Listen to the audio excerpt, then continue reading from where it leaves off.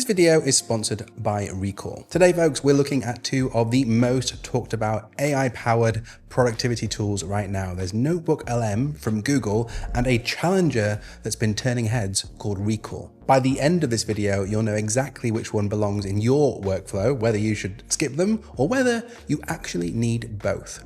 Let's get into it. So what is NotebookLM? If you've not heard of this tool, the main thing you need to know is that it came out of the minds at Google, and honestly, it made a lot of people completely rethink what AI tools could do for knowledge workers, researchers, and students. Now, NotebookLM has lots of features, but the one that probably put it on the map was audio overviews. The big idea here is you upload your sources, PDFs, websites, and documents, and then NotebookLM generates a realistic AI-hosted podcast-style conversation that summarizes all of it. It went completely viral, and for good reason. It's genuinely impressive, especially for someone like me who enjoys consuming content via my ears. But beyond that, NotebookLM gives you AI-powered chat with your documents, mind mapping, and a way to organize sources plus extract insights. It basically took knowledge management tools out of the very niche productivity crowd and made them mainstream and super accessible. Now, in simple terms, here's how it works. You create a notebook, think of it like a project folder, then you can add your sources, up to 50 on the free plan. Like I said, these can be pretty much anything containing information. Next, you chat with the AI, generate summaries, and then create mind maps. And finally, you get focused, deep research on whatever that project is about. It's very much designed around a project mindset, and for that, it's genuinely excellent. But here's where I want you to pay attention, because I think this really matters a lot, and it's a problem with project-based thinking. Just for a second, think about how you actually learn, not in a school way, but in a day-to-day, run-of-the-mill kind of way. In my case, it usually goes something like this. I read an article about productivity, and that reminds me of something from a podcast I might have listened to a few months ago, and that connects me to a book chapter that I highlighted a few years back. The point here is knowledge is not linear. It doesn't live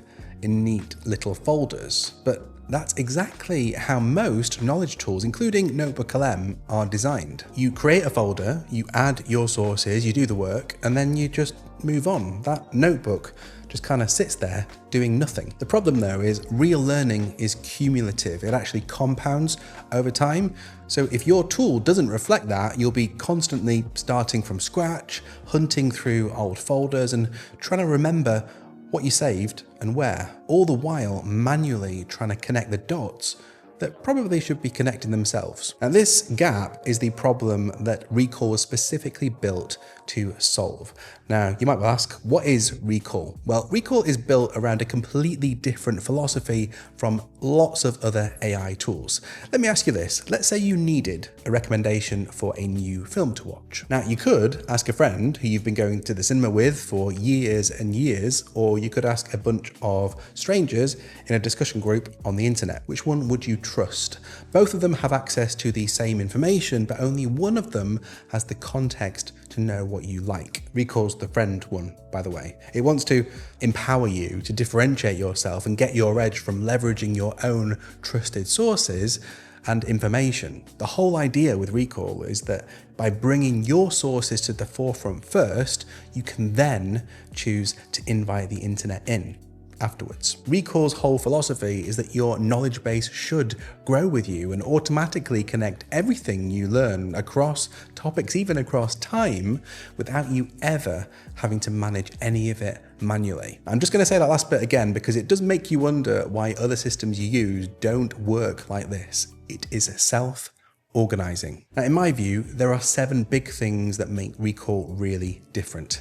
Here they are. First up, this is a brand new feature they've just added, agentic chat. Well, Recall 2.0 has a new form of interface that's built in, and it works really differently from any other AI chat that I've used before. And that's because you get to choose what it's drawing on when it replies to you. So you can talk to just your knowledge base, your saved content, your notes, all your trusted sources, and they're all defined by you. Alternatively, you can talk to the web, Or you can do both at the same time, and it's kind of like inviting the internet in to all of your saved resources and then supercharging them. And within all of that, you can choose which AI model is actually doing the thinking here. So there's Claude, GPT, Gemini, or you can just let Recall pick the best one for the task.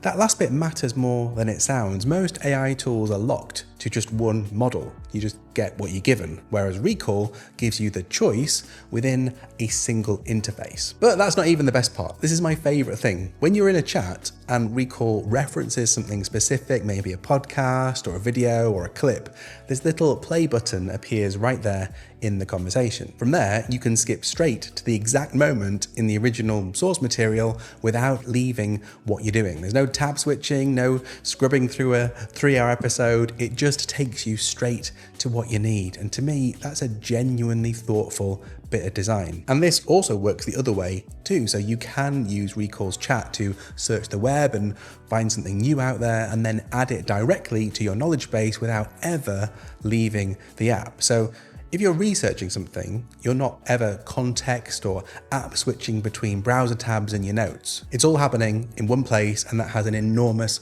positive effect on your focus. Here's number 2. With Recall, there are no limits on your sources. NotebookLM actually caps your sources per notebook on their free and even on their paid plans. Recall, on the other hand, has no limits because it's not really designed to put information in boxes. You can literally save thousands of articles, videos, podcasts, PDFs, even TikToks, and it all goes into one unified system. And then you can have a conversation across all of it at the same time. It works just like your brain, except it doesn't forget things. Next up, I know we've mentioned this one already, but I cannot overstate it. Number 3 is automatic organization. You never have to decide which folder something belongs in. Recall just analyzes your content and automatically generates categories and tags based on what you've saved. So you don't really have to lift a finger. The structure just builds itself and then evolves as your knowledge grows. Number 4 is also new. It's a rich note-taking experience right there in your save resources. One thing that's a real gap in NotebookLM is that there's no proper rich text editor. This means that your personal notes and your AI-generated summaries end up living entirely separately. But in Recall, when you hit the / sign, you can add things like tables, a to-do list, code blocks, and so on, so that you can enhance your sources with things like journals or ideas, reflections, and so on. In Recall, everything lives together. So your highlights, notes, AI summaries, all formatted in one place. So when you recall something you need, it's really easy to find all the important aspects of it. On to number 5, there is the knowledge graph. Now, I'm a super visual learner, so to me, this is probably one of my favorite places to spend time. Recall automatically maps connections between everything that you save. So when you put a new resource in there, it actually points out related things that you might have saved months, maybe even years ago. And this just reminds you that you're not just storing information, you're building a literal web of knowledge, and you can even see it in this view. Look at this. It's pretty cool, eh? Number 6, quizzes. Here is where Recall just goes beyond just being a storage tool. It actually wants you to learn things. Now, if you've ever gotten into Duolingo, you'll know how addictive it can be to learn new things via a quiz format. But the challenge there is that people spend so much time trying to keep a streak up that they never actually use the language that they're trying to learn. Recall generates quizzes based on your saved content, and it also tracks the aspects that you struggle with and then resurfaces those things at the right time, so it eventually locks up in here. Honestly, I really wish I'd had this in college, as it probably would have been a complete game changer for my exam studies. This is proper memory science baked right into the system. Really clever. Number 7 is the browser extension, and I know what you're thinking. How impressive can a browser extension be? And to be honest, even the phrase browser extension sounds pretty dull to me. But honestly, practically speaking, this is huge. NotebookLM actually requires you to go to the web app to save stuff. Recall, however, just lives in your browser. So if you see something interesting, you can just click the extension and it instantly summarizes it, tags it, connects it to all your existing knowledge, and then makes it searchable without ever leaving the page you're on. Now, I bet if you're like me, you'll find that the lower the friction, the more you'll actually use it, because this easy, consistent use is what actually turns a tool into a real habit. Oh yeah, and it works on mobile too. So if I can't ever finish listening to that monster podcast that's been lingering in my feed forever, I can just hit the share sheet and it goes straight into my recall space, ready for when I want to digest it properly. So which one of these is right for you? Well, here's how I'd think about it. I'd say choose NotebookLM if you have a specific defined research project. Maybe it's a thesis, a report, or a client brief. It's also really helpful if you want to get a quick, digestible overview of a set of documents and you don't want those documents to ever feature in any other piece of work you're doing. I'd also think about choosing NotebookLM if you are already deep into the Google ecosystem. On the other hand, I'd recommend Recall to you if you're a continuous, curious type of learner who is always consuming lots of content across lots of different topics. Maybe you want your knowledge to actually connect and compound over time, or perhaps after watching this, you've realized how much time you spend manually organizing everything and you want your time back. Possibly you want to actually remember what you're learning, not just save it and forget about it.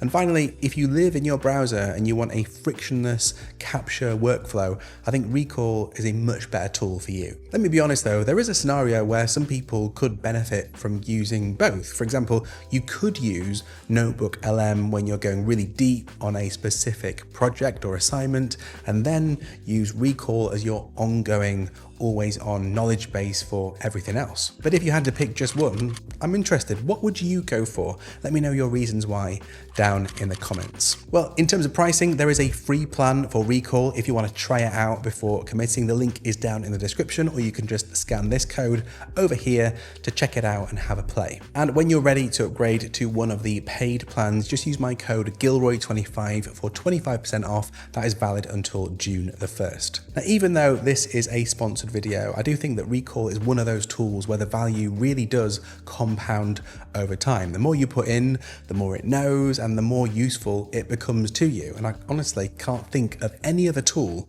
in my productivity stack that I can say that about. In fact, if you've been watching the channel for a while, you'll know that I featured Recall in amongst the list of productivity tools that I do actually use every single day. It's up over there if you want to check it out. See you next time.